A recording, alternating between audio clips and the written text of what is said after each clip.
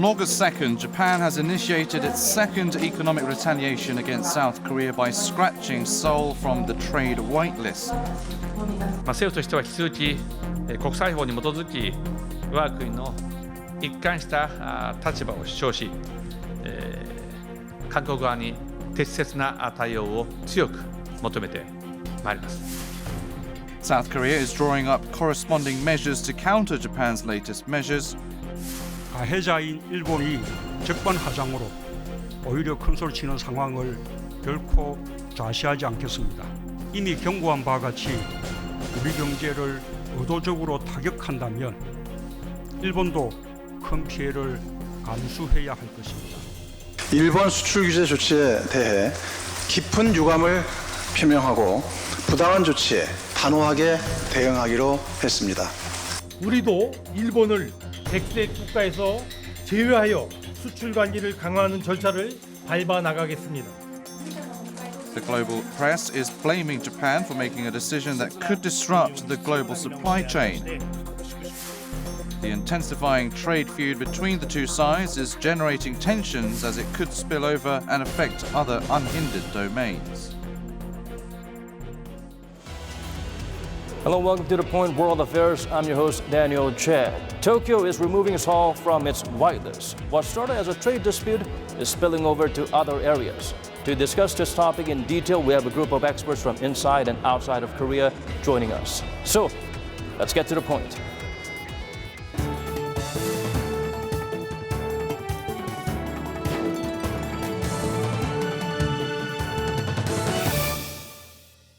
And to help us dissect today's topic into digestible bites, we're joined by Lee Hyun, Professor of Law from Handong University. Thank you so much for joining us today.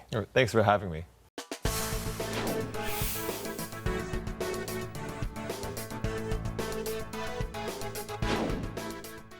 Well, first of all, we are sticking with the topic of a trade issue with Japan, of course. August 2nd, it's officially announced that Japan is removing South Korea from its whitelist, a list of partners in trade that they give preferential treatments to. It means a lot of complicated procedures will be skipped, saving time and, of course, money. So with this change, it's a very drastic measure on the part of Japan. It almost looks like there's no turning back from what could be beyond trade and economic war. If the sides don't de-escalate this problem, then I think you can see this moving into the realm of maybe an economic war. But it's not quite there yet. At this point, it's the typical tit for tat between two nations who are really expressing their displeasure between either side in terms of what each side has been doing so far. But at this point, I wouldn't say it's an economic war, but it's certainly moving in that direction. Now, if you see quantitative restrictions being placed or sanctions even put on certain kinds of products, then I think we're going to move in that direction towards an economic war, but not quite yet. Well, given the pattern and the direction that Japan is moving so far, it looks like Tokyo could go on to target or hit various Korean sectors highly dependent on Japan. What would be the anticipated next move, in your opinion? I think at this point, the Japanese government is probably going to take a wait-and-see approach. Particularly, I think they want to wait and see what the Korean government is going to do in response officially. There's been talk about Korea taking other steps to counter what the Japanese have been doing. But I think the Japanese government will wait and see at this point. But it certainly could include other measures related to the automobile industry, potentially the financial sector. But I don't think at this point the Japanese government will go that far if Korea does something in return. It's not hard to find targets between the two sides who are such close neighbors who have been so interdependent for such a long time. Well, before moving on, let's take a look at this issue from an economic standpoint. We have Kim Young-han from Seongyun University joining us via Skype. Hello there, Professor Kim. Hi, Daniel and Professor Lee. I'm happy to be with you. Well, happy to have you with us. Well, first question is, Japan's latest measure is expected to hurt select domestic sectors more than others. Could you fill us in on the areas that will be the hardest hit and the extent of the damages? Definitely semiconductor industries and also related display industries. And also we can say electric automobile industries, which is also very heavily dependent on Japanese part and components. and also precision chemical industries and precision machinery device industries also, we can say, will be very heavily affected by the actions taken by the Japanese part. When you think about the worst scenario, the maximum kind of damage we might suffer might reach at least 1/4 of the total Korean export, since, say, majority of the semiconductor exports and other technology-intensive kind of electronic goods are heavily dependent on Japanese part and components. Those industry, in case they cannot find the substitute in a reasonably quick kind of time, hopefully within 1 or 2 months, we might say it's kind of at maximum scale, say even 1/4 of the total Korean export might be heavily damaged, might be decreased in worst scenario. But still, it remains in quite an indeterminate level at current point. All right, thank you so much for sharing your insights with us. We appreciate it. Yeah, thank you for having me. Coming back to you, Professor Lee, it looks like Japan will definitely be affected by these disruptions because, for one, the economy is known for its ruthless efficiency, having cogs that work in tandem in a very strict system. So I'm sure they will be very upset with these disruptions enforced by the government. Certainly, you'll see Japanese companies already being affected by this kind of measure by the Abe administration. Particularly, you have clothing manufacturers that are exporting to Korea, as well as beverage manufacturers. So there's going to be a kind of a hit from the Japanese side with respect to what's been going on. But I think at this point, the Abe administration is willing to take the heat, probably from a lot of these places, because I think it has other goals in mind with respect to what it's doing to the Korean economy. Right, it doesn't mind losing some votes or some fans in the long run with a goal that's a mysterious ultimate goal they have at the back burner. Well, Seoul is gearing up to fight back against Tokyo's latest measures. Let's take a glimpse of what options are being considered by the South Korean government in that respect. The South Korean government is preparing countermeasures against Japan's whitelist revision. Seoul has put together a special management list of 159 strategic items that are expected to be profoundly affected by Tokyo's whitelist revision.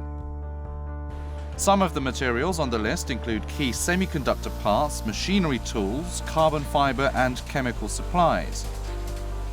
South Korea also vowed to use this opportunity to stabilize the supply of 100 key materials that its firms have heavily relied on Japanese imports.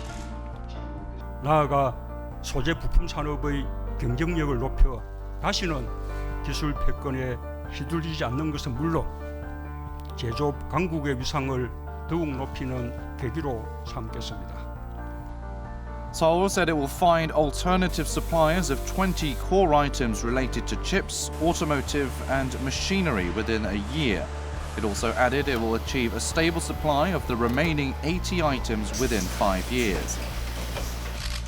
Korean companies are also actively joining the movement. Representatives from 11 industry associations, including the Korea Semiconductor Industry Association and Korea Automobile Association, have pledged to cooperate with the government. The government, meanwhile, will take all measures to support companies expected to suffer damage. 주요 공급기업 간 협력 모델 구축을 위해 자금, 세제, 규제, 완화 등 모든 지원책을 패키지로 지원함으로써 정부가 양측의 위험을 분담하겠습니다. Commercial banks have also offered financial support to small and mid-sized businesses that are expected to be affected by Japan's measures. Countermeasures are being brought up across all domains to show the nation's unwillingness to back down from the trade war. 당장은 어려움이 있을 것입니다. 그러나 도전에 굴복하면 역사는 또다시 반복됩니다. 국민의 위대한 힘을 믿고 정부가 앞장서겠습니다. So, making a list of items that need special management and supporting domestic production of key parts. The question is, we're not so sure how effective these measures will be, and it's a race against time. In fact, it's a process that's been ongoing for years. How effective will they be on perhaps reducing dependence on Japan, for starter? Well, this kind of disruption in the global supply chain, and specifically from Japan, can be an opportunity, obviously, for Korean companies. They can try to source their materials from other places, or they can begin to make these products themselves. But this won't be easy. And certainly there's going to be a lot of hurt in the short term because the cost of investing in producing these materials is going to be very, very high. That's why I think with respect to the global supply chain, Korea has benefited so much from being able to source its materials from other places. It's essentially what the global economy is doing well at, is being able to take advantage of what countries are good at. And so in this case, if the Korean companies do decide to invest or produce their own materials, then you'll see a lot of cost in the front end for the research and development to produce these materials. Another countermeasure considered by the South Korean government is dropping Japan from our own whitelist. I don't think we've mentioned a lot about this particular whitelist, but Japan's exclusion from this privilege list, how would it affect Japan? How effective will it be in sending a message or using it as a countermeasure against Japan's trade, I suppose, retaliations? Well, for those companies, those Japanese companies that exclusively use Korean materials, this will obviously affect those companies very, very severely. And so it may have the intended effect of putting pressure on these Japanese companies, just like the whitelist exclusion has affected Korean companies. But the difficulty here is that the Japanese economy is so much larger than the Korean economy, and that whether or not this kind of measure will actually put a dent into the Japanese economy is very questionable. And so whether or not this will actually have the desired effect of putting Japan on notice that the Korean government is being very, very serious on this matter is really a questionable issue. But I think it's a necessary step for the Korean side as a countermeasure to demonstrate its unhappiness with what the Japanese have done. Right. Well, it's time for us to have another Skype discussion with foreign experts. We are connected live with Charles R. Henkler, Professor of Political Science at Georgia State University, and Jonathan B. Miller, Senior Fellow at the Japan Institute of International Affairs. Gentlemen, thank you so much for being here with us today. Well, thank you again for having me on. Hello. Well, the first question is for you, Jonathan. What are the Japanese people's reactions to their government's whitelist decision? With regard to the public reaction here in Japan on the most recent decision by the Abe cabinet to remove South Korea from its so-called whitelist of exemptions, I think there's a variety of different views. But what I would say is that a lot of Japanese have been frustrated at the broader bilateral relationship. A number of issues, obviously, most recent one that's been causing consternation in the relationship has been the issue of the wartime labor and Japan and South Korea's lack of ability to resolve that dispute. But there's been other issues building up, be it the comfort women issue or the WTO decision on Fukushima and related prefectures. So I think there's a broader understanding, even in the Japanese public and in the media, of the frustrations in that relationship. That being said, on this particular issue, I think that there's some split opinion. I think there are some in the media, I think, that have been very supportive and understand this decision. I think others, on the other side, worry about the potential impact to business, Japanese business, and the supply chain. So I think there's been a variety of different views in Japan on this. Professor Hangla, how are other countries viewing the situation with Japan dropping Korea from its whitelist? And what is the effect on the global economy of this kind of action? Well, I think the reaction in the United States and in other countries has been fairly negative. There are a number of concerns associated with the Japanese action, dropping South Korea from its whitelist. The economic concerns are the most obvious. Certain components that are made in South Korea, as you know, are absolutely critical for the electronics industry, for smartphones, for flat screens, and so forth. And it's very difficult for South Korea to make these components, semiconductors among them, without the chemicals and the machine tools that originate in Japan. And so economically, the United States and other countries, as well as the corporations that produce these items, are quite concerned that the current trade conflict between South Korea and Japan will slow down production and will create a bottleneck in the highly interconnected supply chains that exist today in electronics. Well, I have another question, this one for Jonathan. Once the revision takes effect, how will it negatively impact Japan?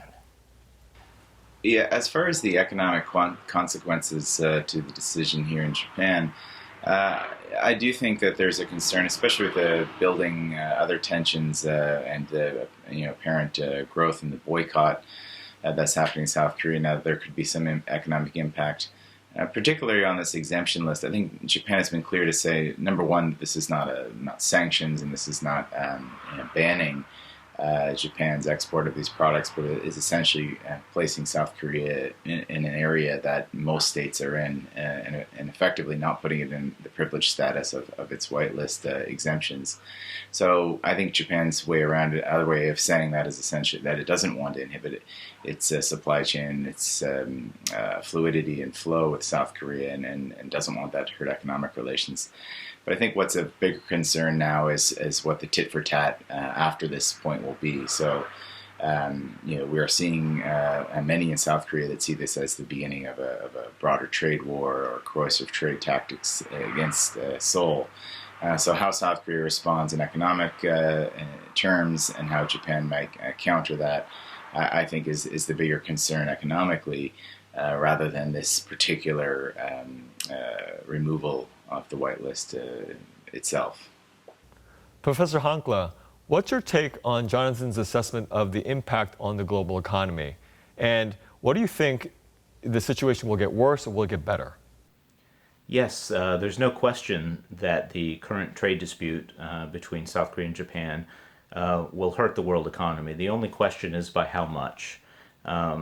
So some would argue that the simple act of Japan removing South Korea from its whitelist, which allows higher technology products and sensitive products to be exported more rapidly, and then the corresponding Korean retaliation of taking Japan off its whitelist is more symbolic than anything else.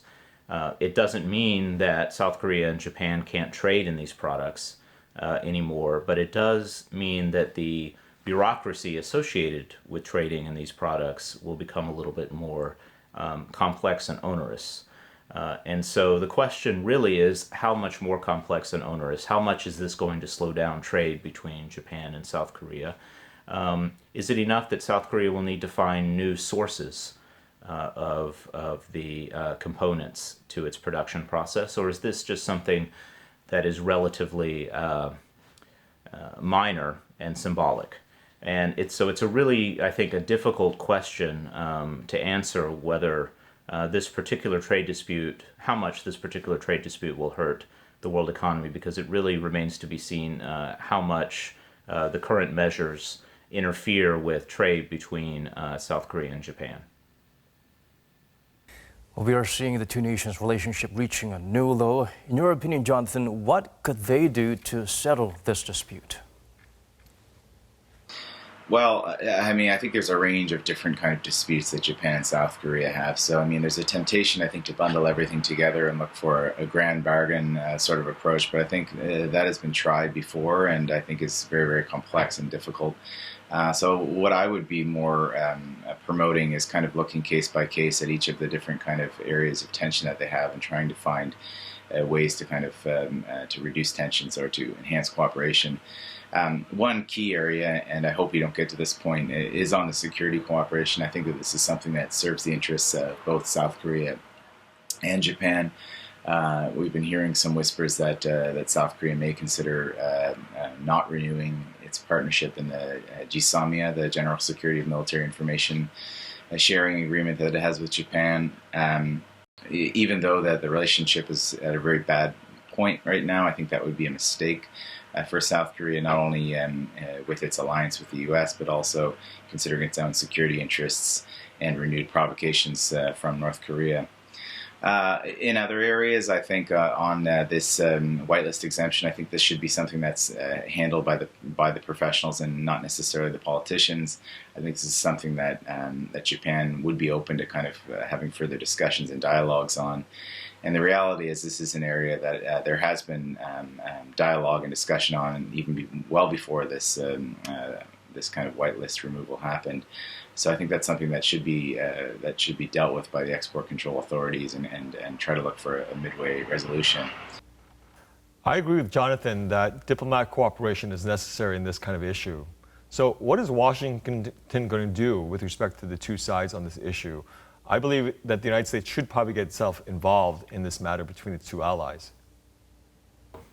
President Trump, when invited to give his views and to potentially negotiate an end to this dispute between Japan and Korea, said that it would be like a full-time job. So in other words, expressed a desire to stay out of the conflict and expressed a desire for Korea and Japan to settle the dispute without very much American assistance. And when the Secretary of State, Mike Pompeo, met with the foreign ministers of both countries recently, he was, it appears, unable to bring the two together, and in fact may have alienated the two of them in the process. And so the role of the United States, which would traditionally have been a major one, appears to be much more uncertain. Part of the complexity of American involvement here is, of course, the deep historical roots of this conflict that go back to the Japanese occupation of Korea. So this is not just a trade dispute, although it's ostensibly one. It's, that's what Japan says it is. But in fact, the roots go back to this occupation, as you know, and the question of reparations, which Korean courts recently demanded certain Japanese corporations, including the mega corporation Mitsubishi, to pay for atrocities that were committed in Korea during that period. And so this is a very tricky situation that may deter American involvement in trying to resolve it. On the other hand, the touchy situation that's going on between the United States and China now, with the acceleration of the trade war, and between the United States and North Korea, which with the souring of relations there, means that the relationship between Korea and Japan is particularly critical right now for the United States. And so that may motivate the Trump administration to become more involved than it would otherwise like to be. All right, gentlemen, it looks like we'll have to wrap things up. Thank you so much for your time and your expertise. Yes, thank you. Coming back to you, Professor Yi, it looks like America may be a very important player in this situation between South Korea and Japan, and President Trump's relationship with the three leaders might be a very important factor in terms of his mediation role in this dispute. It's clear that President Trump has a close relationship with Prime Minister Abe. Prime Minister Abe tried to cultivate this relationship as soon as President Trump became the President of the United States. So I think there's still something there between the two sides on that personal level. But within the United States, there's also the recognition that South Korea is also, of course, very important. So with respect to policymakers, there's going to be the realization, despite the personal relationship between the two leaders, that Korea is going to be a very important piece with respect to the Northeast Asian region as far as America's strategy, with respect to China, North Korea, and Russia as well. So the United States' incentive here, of course, is to maintain a close relationship with both countries and to make sure that this dispute doesn't spill over into the security area. Right, we will find solace in the fact that there are concerns from outside of Korea to make sure this doesn't balloon out of proportion. Before we let you go, Professor, may I ask, is there anything the two countries can do right now to try and settle this dispute, or at least veer it to a more positive direction? I think there are a lot of things that both sides can do. There are dispute settlement mechanisms in place. Third parties could certainly intervene and try to help the sides come to an agreement and to resolve the tensions between both sides. But I think at this point, we're not going to see any movement in that direction because I don't think there's the political will on either side to resolve this anytime soon. The Abe administration has clearly signaled that it doesn't intend to let down on this issue, and the Japanese public just re-elected their party to another set of terms for their ruling. So from the domestic side, there's no incentive there. From the Moon side as well, there's no incentive to resolve this anytime soon as well, because the Korean public generally is in favor of taking more of an anti-Japanese stance with respect to products, as well as other kinds of issues that relate to Japan. But it will remain to be seen whether or not this can be sustained for the long term. And I think you'll see, particularly on the Korean side, there will be a debate probably at some point, either privately now or publicly at some point, whether or not this can be sustained for the long term. But you would hope that both sides would see the relative issues on either side and move to a resolution of this matter. There are various voices from various sectors coming from both sides, and hopefully the leaders and the government listen to them more carefully and weigh their options in the near future. Well, Professor Lee, we appreciate you coming in and making our program complete today. Thanks for having me.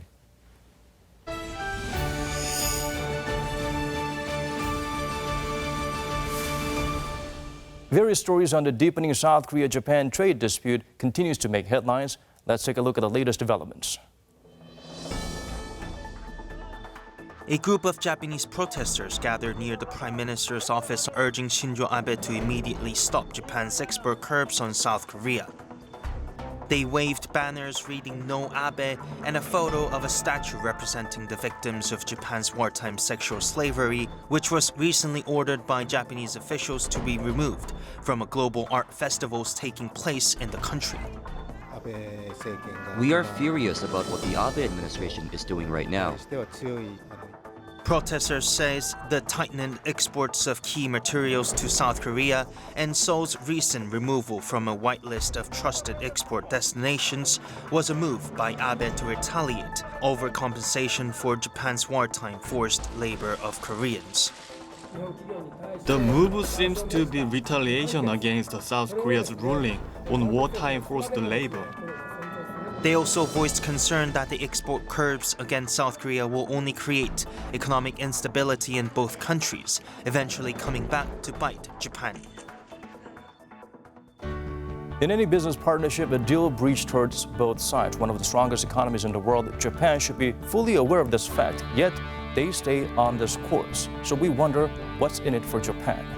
Well, these are the stories we're following at this hour. For more, do tune in again next week, same time, for a brand new episode of The Point World Affairs.